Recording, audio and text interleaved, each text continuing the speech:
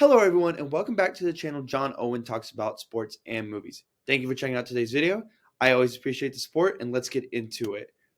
So yesterday, James Gunn, the new co-CEO, I believe is his correct title, just announced a new batch of new DC content that's going to be coming out over the next several years, starting this year.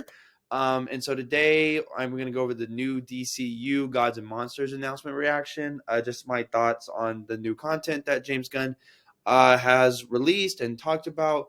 And make sure you guys leave your thoughts down in the comments down below. Which of these projects are you excited for? Are you skeptical about any of them? Things of that nature. Like, comment, and subscribe so you never miss out on any of the fun. And let's get into it. So shout out to this Twitter user for this very convenient graphic of everything James Gunn talked about. So basically, he just talked about how the 4 films that are slated to release this year are all going to release, and they're all still going to be kind of canon a little bit ish. But they're going to use the Flash as kind of a linchpin for a universe reset. And then everything after that will be, they'll just kind of pick and choose what they want to keep from the old DC canon. So things like the Suicide Squad and Peacemaker, while being able to boot out Henry Cavill and Ben Affleck, and like things of that nature. And so I think that kind of gives me a little bit more excitement for, potentially, the 4 films that are going to come out this year, because I didn't know if they were going to be relevant going forward. Shazam won't, but James Gunn did mention in his announcement that there might still be a place for Zachary Levi. I think that's his name, right? Something like that. To return to Shazam, because he's kind of been in his own corner. Even amidst kind of the controversy he has found himself in regarding his potential vaccine views. I'm not going to comment on that, but, he's kind of in the news for some controversy. But The Flash, James Gunn really gassed his film up. He really, I think in a quote, and maybe not in the video, but maybe someone asked him about it. There's a quote floating out there that's like, this is one of the best superhero movies he's ever seen. And he's really, really gassing it up. And it's going to serve as kind of the starting point where they can just go, boop, okay, I like this from the old canon. You go away. We'll go from there. Blue Beetle. I think this is going to be a really fun film. I'm not super familiar with the character. I only really know him from Injustice, but I really like him in that game, so I think this one's going to be good. And Aquaman and the Lost Kingdom. I'm really interested. I'm really intrigued by the fact that this movie is going to make it into the next kind of universe, or after universe reset. I'm just intrigued by that. I don't really know what the movie's going to be about, or like how it's going to fit in everything. But if it's going to be relevant going forward, then that's cool. That's cool. I really like the first Aquaman movie a lot, actually. I understand it's essentially just the plot of Black Panther and Lion King, but they're just underwater, but that's not really relevant. But I like Jason Momoa. Amber Heard lost her role, so she's gone out of there. But now let's talk about the new stuff. So James Gunn said that this chapter is called Gods and Monsters, which I think is a really interesting kind of title. I think it'll be fun. Probably. I mean, not fun. I mean, it probably will be fun, but I think he described it as a chapter in the first phase. I think that's maybe how he phrased it.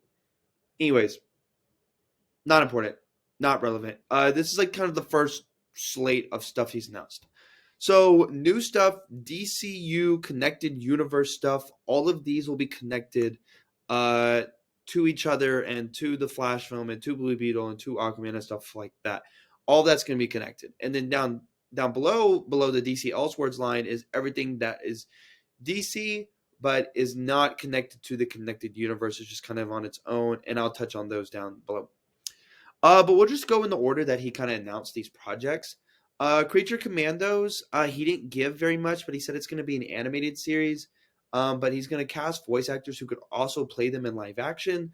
And so he said that these characters are going to flow fluidly between film and television. Uh, the TV shows won't be kind of an ugly stepchild or lesser than the movies or anything like that. They're going to be fluid. And so he talked about how he wants, for example, Amanda Waller and the Green Lanterns that he cast, to be able to show up on the film and be able to hold their own on a movie. So I think that's really exciting. It's going to feel very, very whole in a very, very connected universe. So Creature Commandos, I think it's probably going to be like kind of a Guardians of the Galaxy situation where it's just a really obscure group of characters who, all team up and stuff like that. That seems to be right up James Gunn's alley. He did it with the Guardians of the Galaxy, obviously. The Suicide Squad, not that like Harley Quinn and King Shark are really obscure, but like Peacemaker and Bloodsport and Ratcatcher 2 and Polka Dot Man were very obscure, and now they're like more popular due to James Gunn's work. So I'm sure that'll be fun. It's animated, so there's not really hardly any limitations to what they can do. And so I think that'll be fine. I think that will probably be fun. And then Waller will be a continuation of the Peacemaker series with Viola Davis playing Waller. I love Viola Davis. And I think Amanda Waller is a cool character, and I'm excited to see kind of what they're able to do with, kind of her own little, focus project on her. Probably the biggest announcement is the new Superman movie, Superman Legacy. I love Man of Steel, and I love Henry Cavill. But what I'm really excited for this movie is I think this movie is going to really capture the essence of who Superman is supposed to be. This hopeful, just pure good figure. Not like the jaded and dark kind of characterization of Zack Snyder or, use the evil Superman trope like they use in Justice, stuff like that. Just like the pure embodiment of the human spirit and of the pure good human spirit. It's not going to be an origin film, so I think this movie, we're just going to ignore the low battery because I'm already too far in. Because this movie has the potential to really differentiate itself as kind of on its own thing. Okay, it's not going away. It's okay. This is fine. This is casual. I think this movie's I think this movie's probably got the best, has a chance to be the best movie of 2025. 2025 is going to be stacked. We're getting Fantastic Four, Avengers, Superman, and Batman all in one movie. And most likely a Spider-Man film of some kind. That's going to be an absolutely stacked year. I can't wait for that, even if it is a little farther. But that's only 2 years from now, which is kind of scary to think about. But that's not really important. James Gunn is writing the Superman Legacy, so I think this is kind of going to be his passion project, and he's really going to make sure that they really, really pop off with this one. Lanterns live action series, he said that's basically just going to be like a true detective space cop story, with Hal Jordan and Jon Stewart as the lead Green Lanterns, and they're going to introduce a bunch of Green Lanterns as well. I think this one will be really cool. Green Lantern is definitely a character that deserves, the type, a well done live action adaptation. Of course, we all love Ryan Reynolds, but that movie's not very good. It's very bad. And so I think that would be cool. I'm really excited about that one. The Authority. I don't know anything about them, but he kind of described them as like morally gray heroes who will go to the extreme to protect the planet. So I'm kind of getting like a little bit of Eternal vibes. I think it'll probably be kind of more closer to that than anything, but probably much darker. Like if they were like all Icarus, basically, and they don't have to keep up like the family, like the super family friendly moniker of the Marvel movies. So I think that one will probably be good. Paradise Lost, I think will be interesting. I saw some conflicting reports on this one, so regardless of what it connects to or if it does, this is like they described it as a Game of Thrones style show on the Mascara. Before Diana Prince is in the picture. Now whether that is Gal Gadot or their new Wonder Woman. I'm going to assume it's new Wonder Woman, but he didn't explicitly talk about casting a new Wonder Woman as far as I know, and so I don't know if this is like set before the events of the previous Wonder Woman films or before their eventual Wonder Woman reboot. We shall see. But I'm excited. Wonder Woman is my favorite DC character. I really like the mascara, all that, and so I think this will be a really cool show to watch.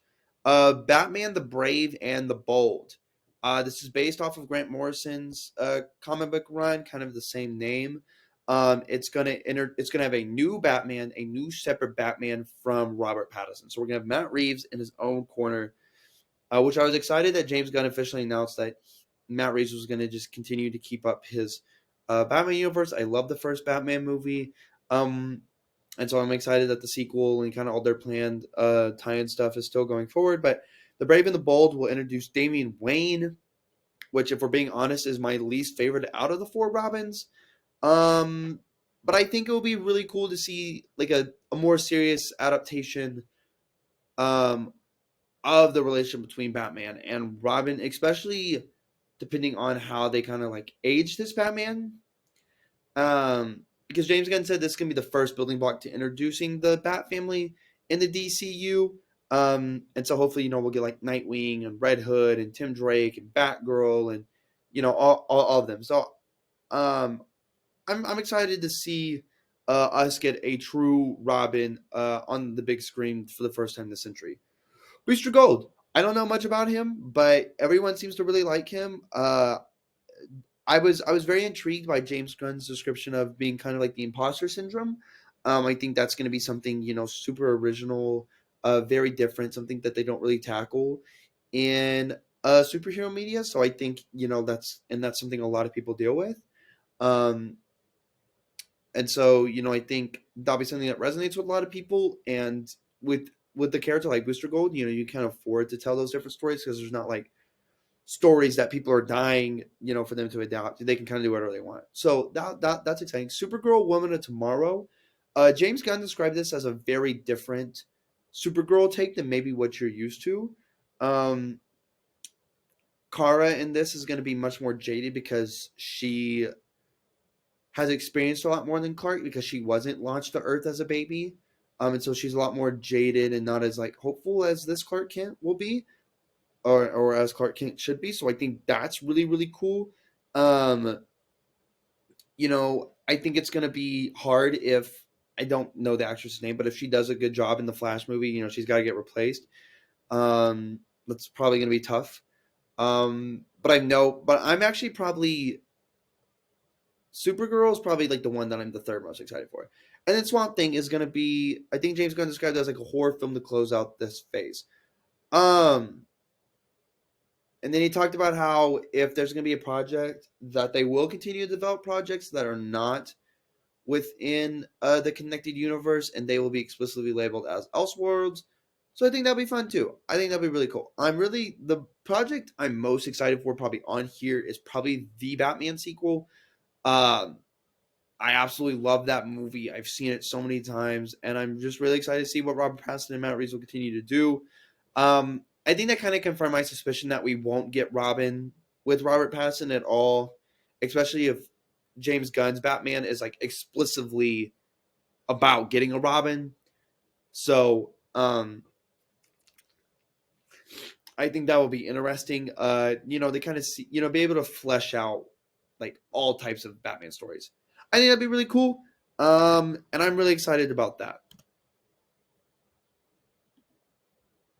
So overall, I'm just really, really excited about this new slate. I think it gives DC a lot of hope and a really good direction to strive for, and gets fans more excited, especially after all their dysfunction, basically since the inception of the DCEU. But make sure you guys leave your thoughts down in the comments below. What do you think about the new slate? What are you most excited for?